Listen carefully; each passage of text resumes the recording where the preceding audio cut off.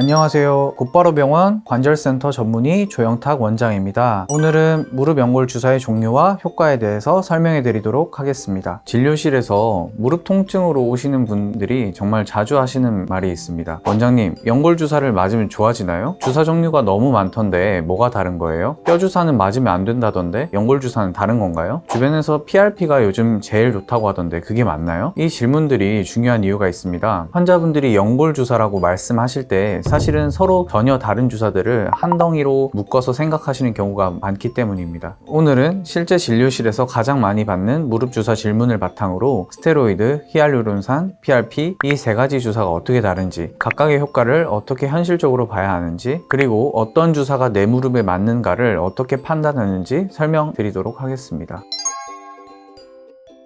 60대 중반 환자분이셨는데 계단 내려갈 때 무릎이 특히 아프고 오래 걸으면 붓고 아침보다 저녁에 더 욱신거린다고 하셨습니다. 그런데 진료실 오시기 전에 이미 너무 많은 얘기를 들으셨다고 했습니다. 연골 주사 맞아라, 뼈 주사 맞지 마라, 요즘은 PRP가 좋다더라, 어떤 병원은 자기 피를 뽑는 주사가 낫다고 하고 어떤 데는 연골 주사 3번 맞으면 된다고 하더라. 이 환자분이 가장 원하셨던 건 결국 이겁니다. 그래서 뭐가 내 무릎에 맞는 건가요? 그래서 오늘은 이 질문에 답해 드리도록 하겠습니다. 먼저 이것부터 분명히 해야 합니다. 무릎에서 연골 주사라고 부르는 건 의학 용어가 아닙니다. 환자분들이 흔히 히알루론산 주사를 연골 주사라고 부르는 경우가 많은데 실제로는 스테로이드, 히알루론산, PRP 이 세 가지가 전혀 다른 주사들입니다. 어떻게 다를까요? 가장 쉬운 비유로 설명해 드리겠습니다. 스테로이드는 소방차입니다. 무릎에 불이 났을 때, 즉 염증이 올라왔을 때 빨리 끄는 주사입니다. 히알루론산은 윤활유입니다. 관절 움직임이 뻑뻑할 때 부드럽게 해주는 주사입니다. PRP는 회복 자극제입니다. 뇌혈액에서 성장인자를 뽑아 조직 회복을 도우려는 주사입니다. 이 세 가지는 목표가 다르고 기대하는 효과도 다르고 최신 가이드라인에서 공고하는 수준도 다릅니다. 그래서 어떤 주사가 제일 좋냐는 질문보다 먼저 지금 내 무릎에 어떤 목표가 필요하냐를 봐야 합니다.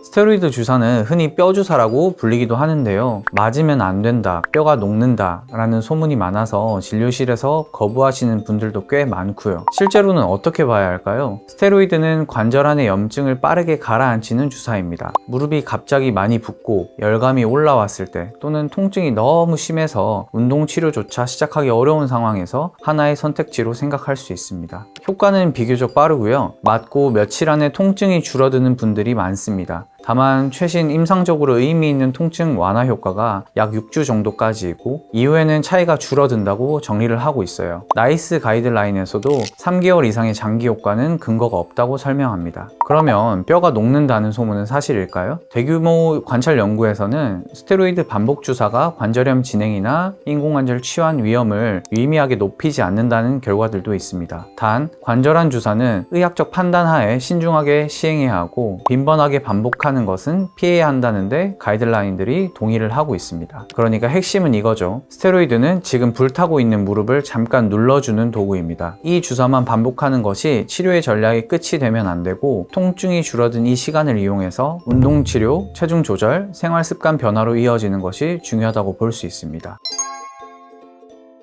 환자분들이 연골 주사라고 하면 가장 먼저 떠올리는 게 히알루론산 주사입니다. 히알루론산은 원래 우리 관절액 안에 자연적으로 있는 성분인데요. 관절을 부드럽게 움직이게 해준 역할이죠. 관절염이 진행되면 이 성분이 줄어드니까 히알루론산을 주사해서 윤활과 충격 흡수를 보충해준다는 아이디어입니다. 하지만 중요한 건 히알루론산 주사가 연골이 다시 생기는 주사가 아니라는 점, 그리고 모든 무릎 통증에 표준처럼 처방하는 주사가 아니라는 점입니다.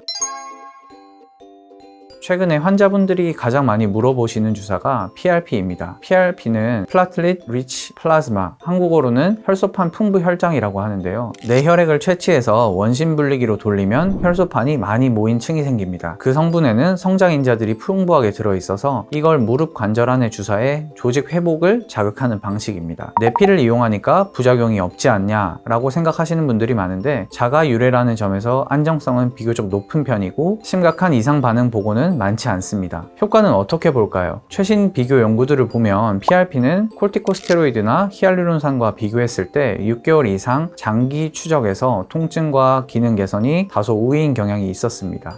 중등도 관절염에서 특히 그런 결과들이 있었습니다. PRP는 가능성 있는 옵션이지만 모든 무릎 관절염 환자에게 표준처럼 권할 수 있는 단계는 아닙니다. 다시 한번 정리해 보겠습니다. 스테로이드는 염증을 빠르게 가라앉히는 단기 소염 주사입니다. 효과가 비교적 빠르지만 임상적으로 유의미한 범위는 약 6주 정도입니다. 급성 염증, 심한 통증, 운동 치료가 시작하기 어려울 때 하나의 선택지가 될 수 있습니다. 히알루론산은 관절 윤활 보충을 기대하는 주사입니다. 하지만 연골이 재생되는 주사는 아닙니다. PRP는 자기 혈소판 성장인자를 이용한 주사입니다.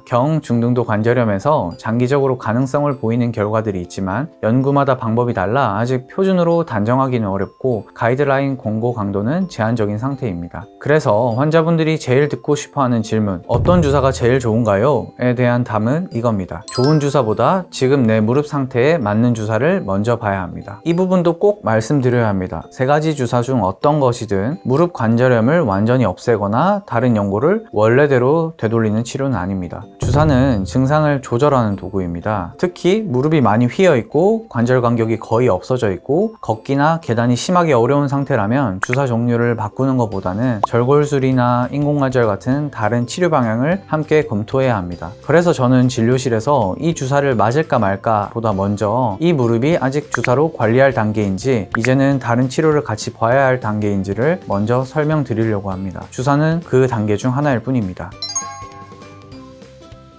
마지막으로 이 부분이 가장 중요합니다. 주사를 맞고 효과를 더 잘 보려면, 사실 주사보다 먼저 가야 하는 것이 있습니다. 첫 번째로는 운동치료입니다. 무릎을 지지하는 허벅지 근육, 즉 대퇴사두근과 햄스트링을 강화하면 무릎 관절에 가해지는 부담이 줄어듭니다. 나이스 가이드라인도 무릎 골관절염 관리의 핵심을 운동으로 두고 약물과 주사치료는 운동치료를 돕는 역할로 설명하고 있습니다. 두 번째로는 체중과 생활습관입니다. 계단을 내려갈 때 무릎에 실리는 하중은 체중의 3배에서 4배에 달하게 됩니다. 쪼그려 앉기, 장기간 서있기 같은 동작들이 주사 효과와 별개로 무릎을 계속 자극할 수 있습니다. 주사만 맞고 생활을 그대로 두면 잠깐 좋아졌다가 다시 아픈 패턴이 반복될 수 있고요. 주사를 맞기 전에 또 맞으면서도 이 2가지를 같이 가져가야 효과가 지속될 수 있습니다. 그러면 오늘의 핵심을 한 번 더 정리해 드리겠습니다. 무릎에서 연골 주사라고 부르는 건 사실 3가지 다른 주사입니다. 스테로이드는 단기 소염, 히알루론산은 윤활과 충격 흡수를 보충, PRP는